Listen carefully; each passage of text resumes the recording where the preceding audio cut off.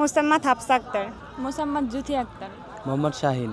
আপনি মনে করেন একদিনের জন্য ট্রেনের ড্রাইভার, ট্রেন এখান থেকে ছেড়ে আরেকটা স্টেশনে যাবে, মাঝখানে কয়েকটা স্টপেজ আছে। প্রথম স্টপেজে 3 জন নামছে, 2 জন উঠছে।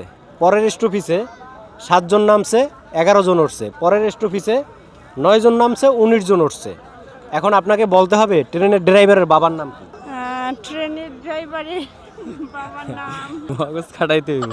মনে হয় তো ট্রেনের কোনো বাপ হয় না।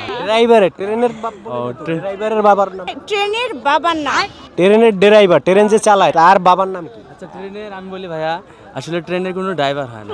ট্রেন কিভাবে চলে? ট্রেনের হয়তো এইটা ট্রেনের হয়তো আমি জানি না, ঠিক আছে, কিন্তু ট্রেনের তো একজন চালায় না, তা যে চালায় তার বাবার নাম কি? এখন কে চালাইছে কার বাবার নাম কেমনে বলবো, সেটা তো জানতে হবে যে এই চালাইছে এর বাবার নাম। তাহলে ক্লু দেন। তাহলে পারতেছি না, ক্লু দেন। পারতেছেন না?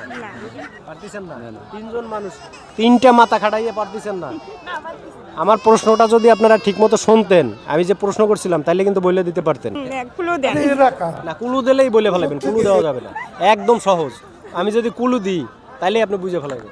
এখন কি হার মাইনে নিচ্ছেন? পারতেছেন না? আচ্ছা আবার প্রশ্নটা কি বলা? আবার প্রশ্ন বলাই যাবে না। 3 জন মানুষ, একবার বলছি, আপনারা 3 জনে খেয়াল করেন না। এটা একদম সহজ। আরেকবার বললেই আপনি বলে দেবেন। বলার সাথে সাথে আমি যদি আরেকবার করি প্রশ্ন, তাইলেই বলে দেব। অনেক সময় দিয়ে হেলাইছি। আর মেনে যাব। করেন ট্রেনের ড্রাইভারের বাবার নাম কি?